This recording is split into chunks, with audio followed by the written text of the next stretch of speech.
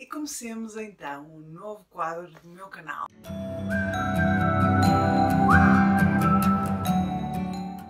E antes de começar o vídeo, então vou-vos pedir para subscreverem aqui o canal, se ainda não são inscritos, para deixarem já o vosso like e para me seguirem também no Instagram, onde eu estou mais presente, mostro o meu dia-a-dia e também muitas vezes faço lá perguntas de temas, sugestões de temas para aplicar aqui no YouTube.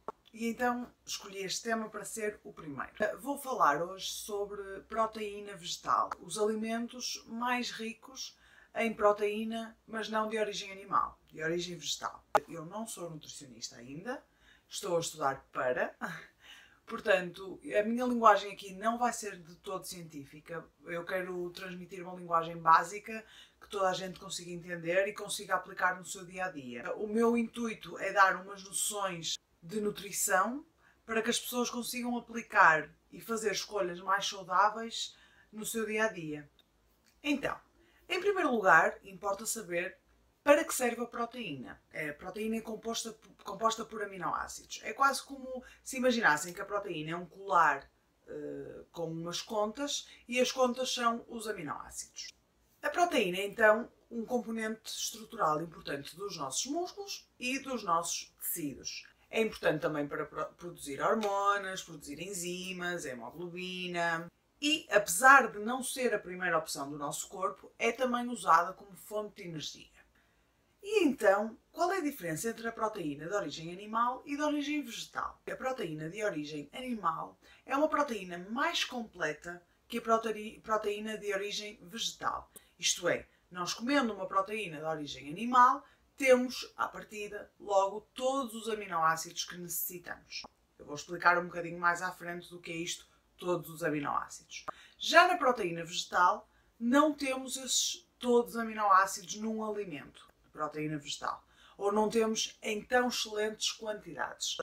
Para além disso, a proteína de origem animal normalmente é acompanhada por maiores quantidades de gordura saturada, que é uma gordura que não é muito boa, mas em outro vídeo eu vou explicar sobre isso, e de colesterol, que apesar de não ser de todo o nosso inimigo, tem que estar muito associado às vezes a padrões alimentares não muito saudáveis. Portanto, a proteína de origem vegetal, apesar de não ter tanta qualidade como a proteína de origem animal, é sem dúvida uma excelente opção. Nós temos ao todo 20 aminoácidos, sendo que as nossas proteínas são construídas com esses 20 aminoácidos. Mas há uns aminoácidos que nós conseguimos produzir no nosso corpo e há outros aminoácidos que não conseguimos produzir. Temos que ir buscar à dieta. E o que se passa é que nós não conseguimos construir uma proteína se não tivermos determinados aminoácidos ditos essenciais. E enquanto nós na proteína animal temos à partida todos esses aminoácidos que necessitamos, os essenciais, apesar de também necessitarmos dos outros, mas o nosso corpo conseguir produzi-los, e na proteína vegetal não temos à partida todos esses aminoácidos. Ou seja, o que é que isto quer dizer? Que temos que ter mais atenção nos alimentos que estamos a consumir de proteína vegetal para que possamos fazer uma junção boa e possamos atingir todos os aminoácidos essenciais. Estamos a falar da qualidade da proteína. Outra coisa também importante e que temos que ter em conta, embora eu não vá especificar muito neste vídeo, é a digestibilidade da proteína e a biodisponibilidade da proteína. Portanto, em diferentes alimentos, a nossa proteína é digerida de diferentes formas e está disponível para o nosso corpo de diferentes formas. Vamos então passar à prática porque pediram-me efetivamente alimentos de origem vegetal que tivessem uma boa quantidade de proteína. E eu vou-vos dar aqui uma lista de alimentos que vocês podem passar a introduzir na vossa alimentação se estiverem ou se quiserem de alguma forma reduzir a proteína animal, sendo que têm que ter sempre atenção que não só muitas vezes a quantidade de proteína está em menos quantidade nestes alimentos, como também muitas vezes está em grande quantidade, mas não com todos os aminoácidos essenciais. Portanto, o ideal sempre é termos uma dieta variada, em que metemos vários tipos de alimentos e assim conseguimos, neste caso na proteína, ter uma proteína de elevada qualidade. Vamos começar pelos produtos à base de soja. Eu vou fazer um vídeo só sobre a soja, porque é um tema bem polémico. A soja tem uma qualidade de proteína muito boa, mas é importante procurarmos e comprarmos fontes orgânicas de soja que não sejam geneticamente modificadas e que por isso não estejam cheias de contaminantes, etc, etc. Portanto, fontes orgânicas de soja. Quer seja a soja em si, quer seja alimentos que são feitos a partir da soja, como por exemplo o tofu, o edamame, o tempê, que tem bastante proteína, e para além disso, estes alimentos também contêm bastante cálcio e bastante ferro. No entanto, preciso ter em atenção as pessoas que são alérgicas à soja, porque há bastantes pessoas que são alérgicas à soja e por isso temos que ter esse cuidado. Outros dois excelentes alimentos para se introduzir na dieta quando se procura uma boa qualidade de proteína vegetal são a quinoa e o amaranto, que são designados pseudo-cereais. A quinoa e o amaranto realmente são bastante ricos em proteína, para além de outras vitaminas e minerais, e são uma excelente adição à vossa dieta. No entanto, tudo tem que ser equilibrado. Sabe-se que, por exemplo, a quinoa é originária do Peru e é o alimento básico daquele povo. E o facto de nós hoje em dia comermos aqui um bocadinho por questão de moda a quinoa de forma descontrolada, aqui e em todo o mundo, faz obviamente com que essas pessoas percam o seu produto base. E portanto, com moderação e com alguma consciência, será sempre, sem dúvida uma mais-valia introduzirmos estes alimentos na nossa dieta. O arroz, sem dúvida, um excelente alimento, não é? Agora, o que é facto é que muitas vezes não se pensa nisso e consome-se muito arroz branco. E realmente eu sou muito apologista por tudo o que tenho lido de que se consuma um arroz integral onde o grão é preservado e não é, ou seja, a extração do grão é total e nós conseguimos preservar muito mais vitaminas, muito mais minerais, muito mais fibra e muito mais proteína também. Importa dizer que o arroz integral deve ser bem lavado antes de ser cozinhado e deve ser bem cozinhado também, para poder conter alguns produtos tóxicos que, como não é tão refinado, podem ainda vir com o arroz, mas que facilmente se eliminam após uma lavagem ou uma boa cozedura. E não é de todo um inimigo o arroz, desde que seja consumido com moderação. Depois temos leguminosas. Leguminosas como as lentilhas ou como o feijão, especialmente o feijão preto, são excelentes fontes de proteína. Num copo mais ou menos de 240 ml, se vocês encherem de lentilhas cozidas ou de feijão preto cozido, nós conseguimos obter mais ou menos 18 gramas de proteína em lentilhas e 15 gramas de proteína em feijão. No entanto, lembram-se de eu falar dos aminoácidos essenciais. Importa dizer que o feijão e as leguminosas em si têm o aminoácido limitante, isto é, o aminoácido que está em menor quantidade dos essenciais, é a metionina.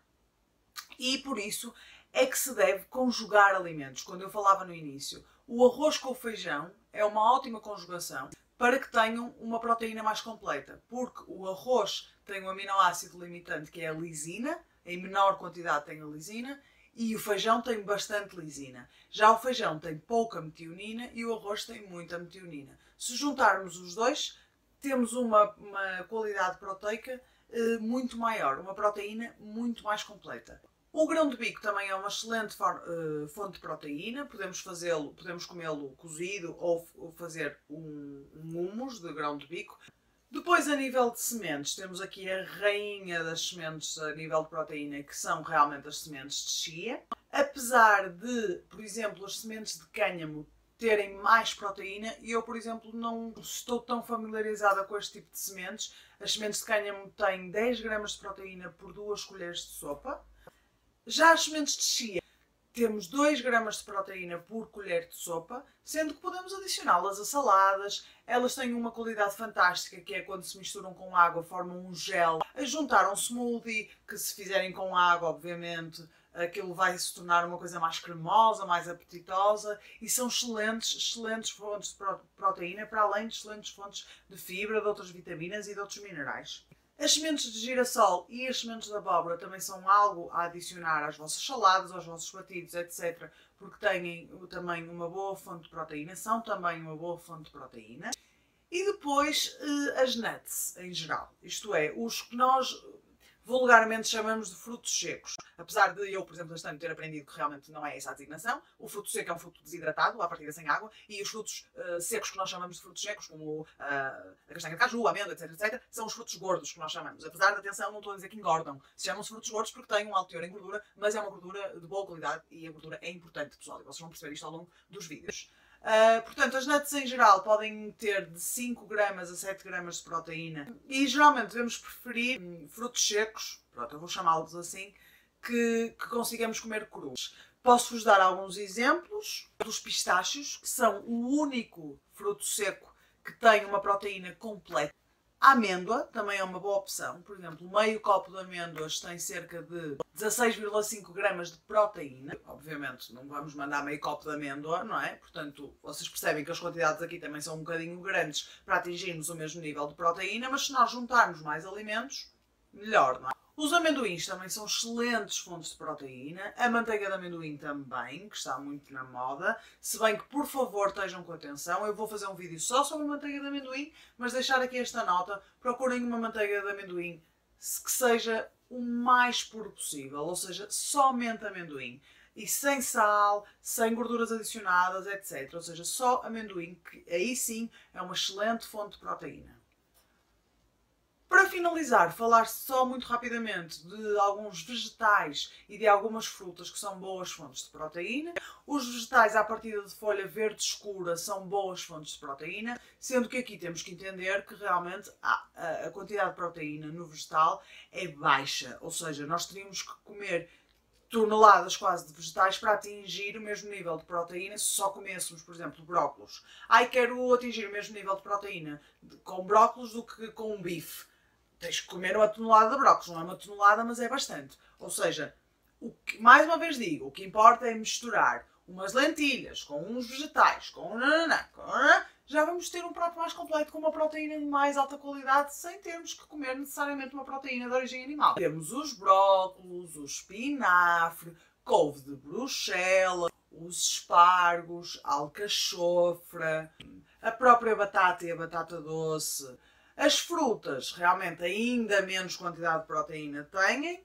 Pelo que eu estive a estudar, as frutas com maior quantidade de proteína são a goiaba, que nós aqui nem comemos muito, mas, por exemplo, no Brasil come-se bastante. A amora, portanto, amoras silvestres, e a banana. Sendo que realmente têm pouca quantidade de proteína, mas poderá ser interessante misturar. Importa que vocês fiquem com a ideia que realmente a proteína animal não é só questão de ser uma proteína mais completa, é também porque os alimentos de onde geralmente vem essa proteína animal também contêm boas quantidades de minerais e de vitaminas importantes e de nutrientes importantes, como por exemplo o ferro, o zinco, a vitamina B12, que é algo que, por exemplo, as pessoas que se alimentam à base vegetal muitas vezes têm bastantes carências dessa vitamina e têm que ter atenção, isto é, não é uma carência obrigatória, mas temos que ter atenção. Agora quero fazer uma alimentação base de vegetais, então vou ter que ter atenção a vitaminas que me podem estar a faltar,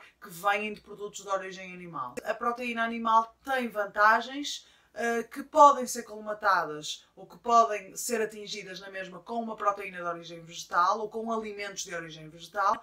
Só temos que estar mais informados e que aprender a combinar alimentos de forma a termos uma proteína de mais alta qualidade. Mas a verdade é que o nosso corpo não quer saber de onde é que vem a proteína. Se é de um bife, se é de um espinafre, permitam construir proteínas que lhe permitam dar informações ao nosso corpo para que nós possamos continuar com as nossas funções vitais. Ou seja, o que importa é que nós demos ao nosso corpo uma proteína de excelente qualidade, que seja bem biodisponível, que seja bem digerível e que seja bem completa. E nós conseguimos isso também com produtos de origem vegetal. Temos é que aprender a combiná-los. Deixei-vos aqui uma ideia muito geral, há alguns produtos que vocês podem ir adicionando. E eu não queria que este vídeo se tornasse muito longo, mas é um bocadinho complicado porque é muita informação. Se vocês tiverem alguma dúvida, deixem aqui nos comentários, ou então podem mandar mensagem no Instagram, que eu vou deixar aqui embaixo o meu arroba do Instagram, e podem mandar mensagem com dúvidas ou com sugestões de outros temas. E pronto, espero que tenham gostado, deixem o vosso likezinho e espero que apliquem estes conhecimentos no vosso dia-a-dia para que possam ter uma alimentação muito mais equilibrada e mais rica em nutrientes, vitaminas, minerais e, neste caso, proteína. Um beijinho e até ao próximo vídeo.